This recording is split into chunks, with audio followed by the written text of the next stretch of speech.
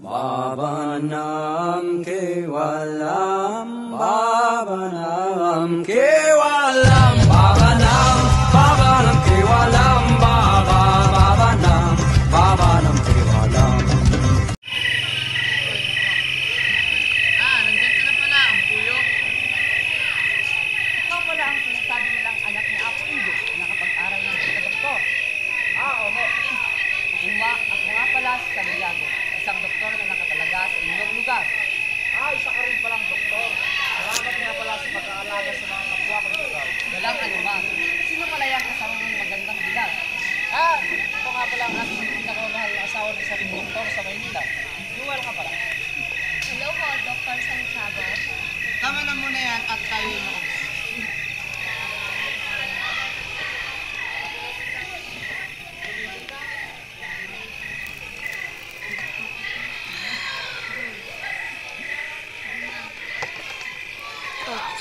Ako'y nabigla nang matanggap ko ang sulat na nagsasabing patay na ang aking tatang. Hindi ko nawari ay kung paano ko namatay. Masigla naman nung huli kaming nagkita. Bakit ako? Ano po ba ang tunay na nangyari? Buti at natanong mo ang puyo. Ito sana ang gusto kong sabihin sa iyo.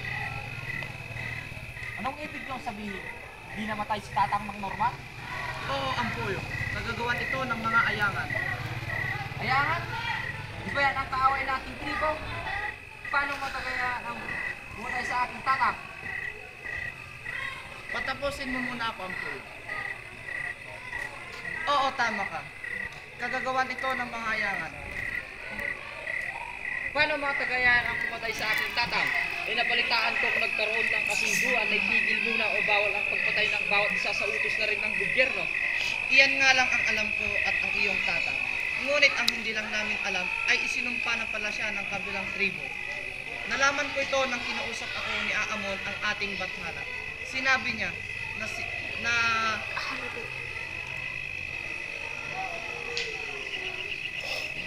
na sinumpa daw ng kabilang tribo ang iyong tatang. At kapag hindi na nabigyan ng hustisyang pagkamatay nito, ay hindi mananahimik ang kaluluwa at hindi makakapunta sa balaak. Alam kong nagdadalawang isip ka kung paniniwalaan mo ito. Ngunit ito ang katotohanan sa pagkamatay ng iyong tatang.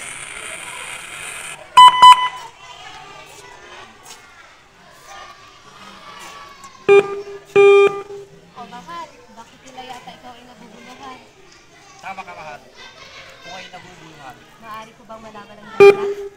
Nalaman ko kay Apo ang tunay daw na dahilan ng pagkamatay ng aking tatang. At ano naman ito?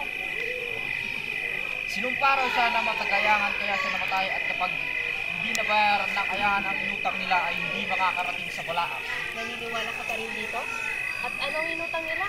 Anong inutang ng mga taga-ayangan? Buhay! Buhay ang inutang nila! At buhay din ang kapalit? Hindi mo pa sinasagot ang unang tanong ko. Naniniwala ka pa rin dito? Naniniwala ka pa rin sa unique na matandang yun? Hindi lang siya bastang matanda. Siyang mumbaki. Mumbaki na kung mumbaki ang pulis sagutin mo ang tanong ko. At alam mo naman na may pinakalat na epidemya rito gaya ng sinabi ni Dr. Santiago na maaaring kumikot sa buhay ng tatang mo. Hindi ko alam. Hindi ko na alam. Isa kang doktor. Ipapaalala ko lang ang puyo. Isa kang doktor. Hindi mo kasi naiintindihan. Hindi ko maintindihan kung bakit nagpapaniwala ka sa mga ganyan. Hindi mo kasi naiintindihan ang kayang gawin ng mga yangan sa pot nila sa aming lahi. Naniniwala ka nga? Naniniwala ka nga? Naniniwala ka nga? Diyan din namatay ang aking nanay. O mahabagin ninuno. Nawawala ka na ba sa iyong katinuan? Akala ko ba may pinag-aralan ka? Huwag mong lasunin ang isipan ng aking pinakamamahal ng puyo at wala kang karapatan na kutsain ang aming paniniwala dahil isa ka lamang sampid na dayuhan sa aming lupain.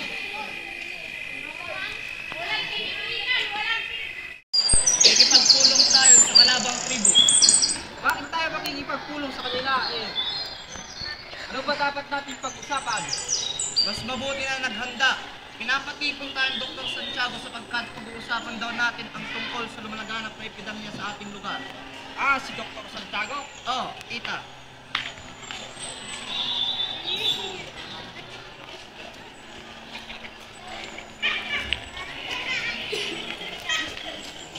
Magandang araw. Pwede na tayong umupo. Magandang araw ulit at maraming salamat sa pagtulak ng aking paaalala. Kahit hindi pa naman nililibing ang inyong Pinoy. Ako'y nakikiraman ng pagkakain sa inyong Pinoy. Maraming salamat sa inyong pagkakiraman at tunay.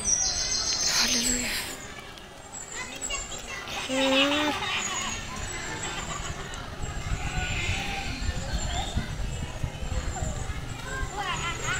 Okay. Taksi, mamamatay tao, makakayuan. Magunos, dilig. Hindi na tayo upang pag-usapan ang ebidensya, hindi ang magpapayaan. Basta, dumako na tayo sa ating paksa. Nais ko nga ipabatid ang ating kalaban. Ang tunay nating kalaban. Marami na itong pinatay. Bakit hindi na lang ito ang dahilan upang kayo ay magkasundo? Masyado nang malalim ang sukat na kahit maglibot na mag-iwan pa rin nakiklat. At kami na naman ang dahilan! Huwag kayo buka! Mga kaibigan, huminahon kayo. Kunyeta! Walang Joe! Bakit napunta na naman dyan ang usapan?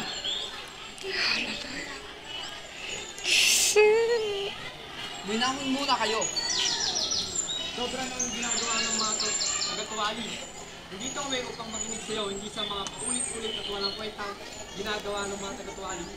Hindi ito bintang, ito ay pawang katotohanan. Wala kayong pruweba sa bagay.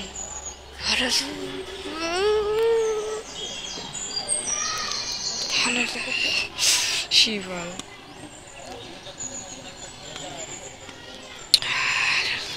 Huwag mo nang ituloy sasabihin mo. Bikon, napipikon ka dahil itong...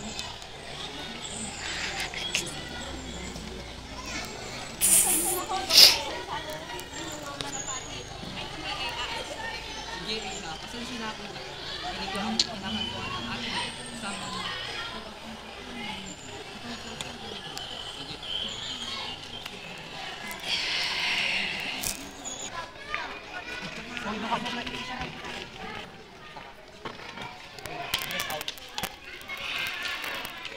Makinig kayo! Ngayong nailibig na si Indio ay mararapat na mamili na maplano na natin ang ating gagawing paghiganti. Ito ang tamang panahon upang piliin kung sino ang mamumuno sa pagkamatay ni Apo Dangunay.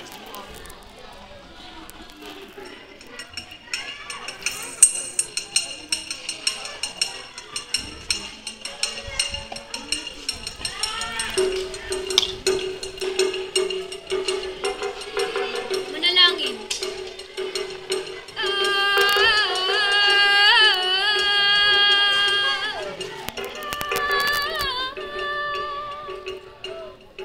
O aming bathala, kami ay nagsusumamo, kami ay pakinggan mo. Nananalangin na kami ay tulungan mo sa pagpili ng mamumuno sa paghihiganti ng aming tribo. La la la la la la la la la la la la. Aming bathala, aming tulungan, aming panalangin iyong dinggin. La la la la la la la la la la la la. Ako ang inyong bathala. Ano't ako inyong ipinatawag? Mahal naming Amon, maaari mo bang piliin kung sino ang mamumuno sa paghiganti ng aming tribo? Humalay kayo!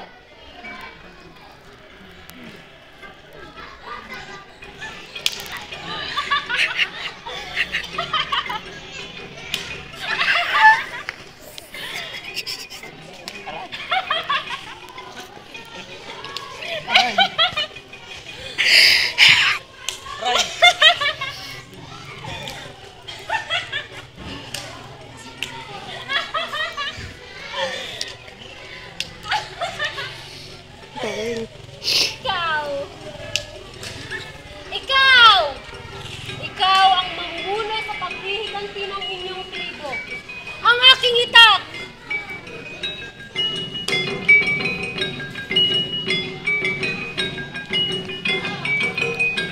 Pagputihin mo.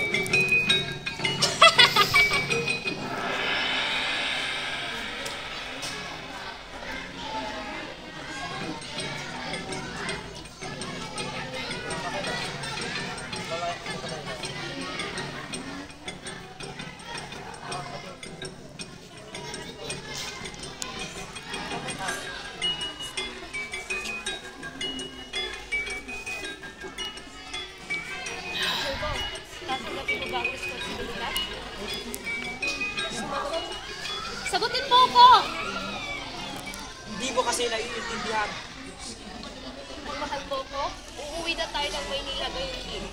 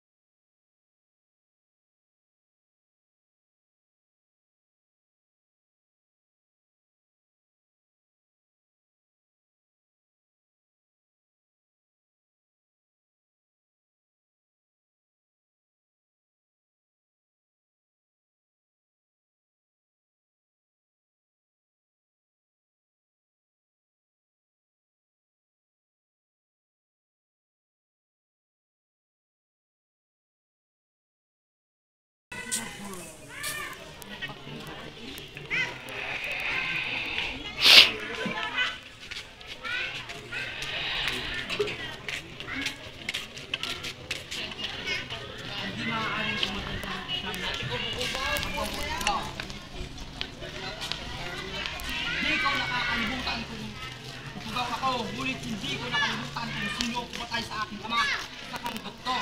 Nagsusumpa mo pa. Promise first, do no harm. Alam mo yan, isa kang doktor at alam mo ang patakaran.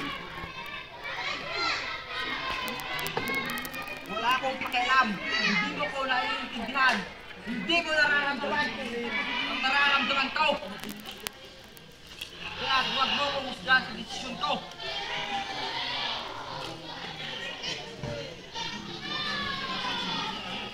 May kalaban! Anong nangyayari dito? May kalaban! Kalaban! Kalaban! Magtigil kayo! Magtigil kayo! Magtigil kayo!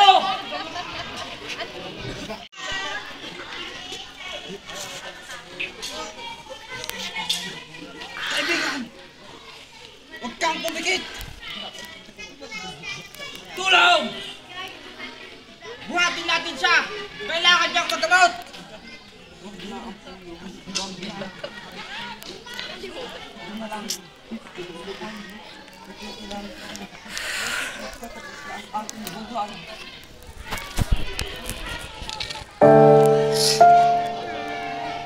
Ang mga nakasaksi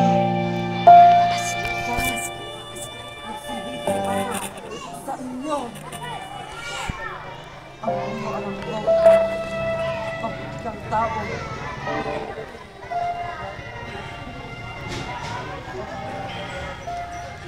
Mukhang hindi na magtatapos ang aking buhay.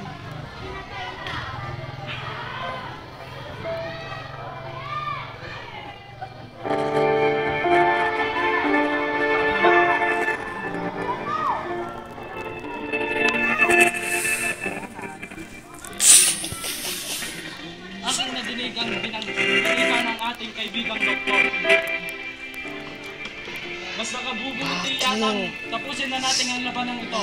Hindi dapat palaging ganito tayo palagi. Noong dapat kong gawin upang matigil ang litang ito. Lahat ba ay gagawin mo alang-alang sa ating tribo? Si Sige, pagkat ayoko lang nagwala pa dahil lang sa alitang to. Kung gayon, pakasalan mo ang aking anak na si Atara upang tanda ng ating pagkakaisa.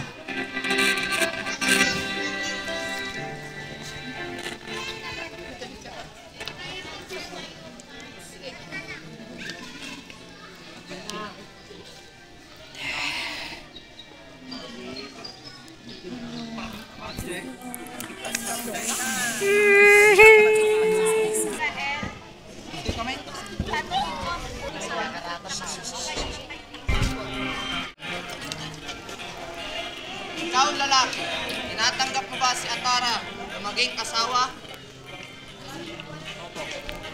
At ikaw naman, babae, tinatanggap mo ba si Ampuyo na maging kabiyak ng puso?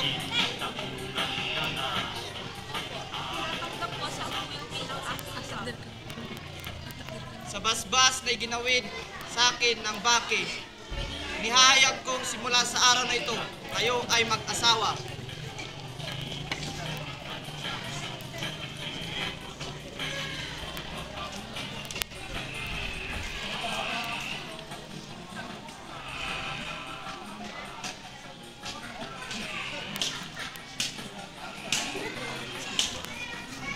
Sana.